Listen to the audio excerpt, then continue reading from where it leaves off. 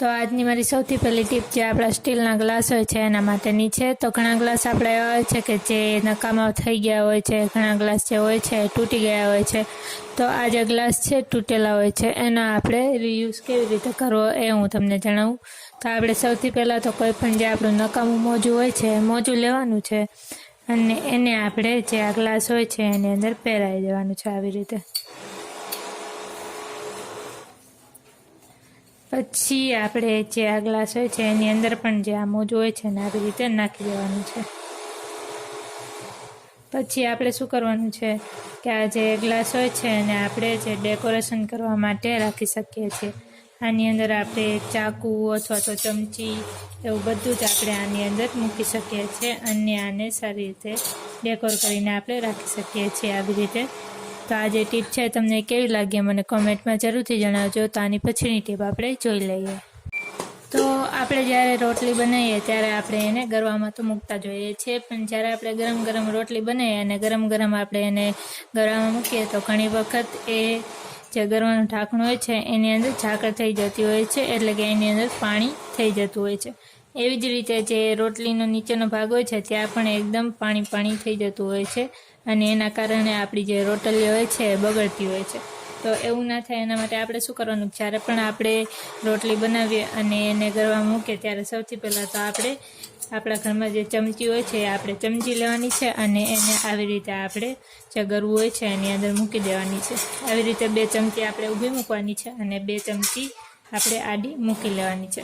પછી આપણે આપણી જે પણ કાંઈ રોટલી હોય છે એને આ ગરવાની અંદર મૂકવાની છે। તો આવું કરવાથી શું થશે કે રોટલીઓ જે હોય છે એ સાવ તળીએ અટશે નહીં અને તમારી જે રોટલી હોય છે એકદમ ફ્રેશ રહેશે અને પાણીવાળી પણ નહીં થાય।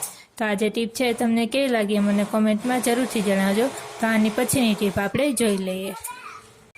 તો મારી નેક્સ્ટ ટીપ આપણા જે ચોખા હોય છે એના માટેની છે। તો આપણે જે ચોખા હોય છે એને લાંબો સમય સુધી આવી રીતે ડબ્બાની અંદર ભરીને રાખીએ તો થોડા સમય બાદ એની અંદર જે ઈયળ હોય છે એ આની અંદર થતી હોય છે અને આની અંદર જે ધનેરા હોય છે એ પણ થતા હોય છે। તો આ જે ચોખા છે એને ધનેરા પડવાથી બચાવવા માટે આપણે શું કરવાનું છે કે આપણે સૌથી પહેલાં તો કોઈ પણ જે કોફી હોય છે કોફીનું પેકેટ આપણે લેવાનું છે અને પછી આ જે કોફીનું પેકેટ છે એની અંદર આપણે આવી રીતે કોઈ પણ વસ્તુની મદદથી આપણે કાણા પાડી લેવાના છે। પછી આપણે જે આ કોફીનું પેકેટ હોય છે એને આપણે જે આ ચોખા હોય છે એની અંદર સાવ આપણે જતા રહેવા દેવાના છે। આવી રીતે આપણે જે કોફીનું પેકેટ હોય છે એને ચોખાની અંદર મૂકી દેવાનું છે।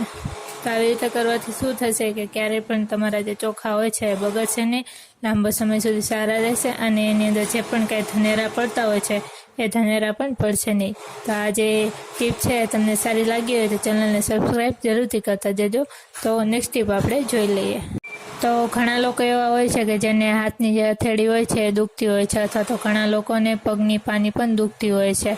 તો આ જે ટીપ છે એ લોકો માટે ખૂબ યુઝફુલ છે। તો આપણે સૌથી પહેલાં શું કરવાનું છે કે જ્યારે પણ આપણને હાથની હથેળી અથવા તો પગની જે પાની હોય છે દુખે ત્યારે આપણે કોઈ પણ એક ગ્લાસ લઈ લેવાનો છે અને ગ્લાસની આ ભાગ જે નીચેનો ભાગ હોય છે ત્યાં આપણે કોઈ પણ તેલ આપણે નાખી દેવાનું છે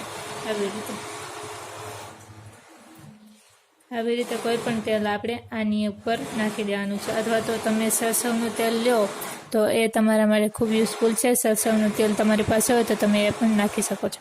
પછી આપણે શું કરવાનું કે આપણને જો હાથની હથેળી દુખતી હોય અથવા તો પગની પાની દુખતી હોય ત્યાં આપણે જે આ ગ્લાસ હોય છે એને આવી રીતે વાળીને આપણે આવી રીતે ગોળ ગોળ ફેરવવાનો છે। તો આવું કરવાથી શું થશે કે તમને હથેળી દુખતી હોય અથવા તો પાની દુખતી હોય તો એ જે દુખાવો છે એકદમ ગાયબ થઈ જશે। તો આ જે લોકો હોય છે જેને હાથ પગનો દુખાવો હોય છે એના માટે ખૂબ જ યુઝફુલ છે।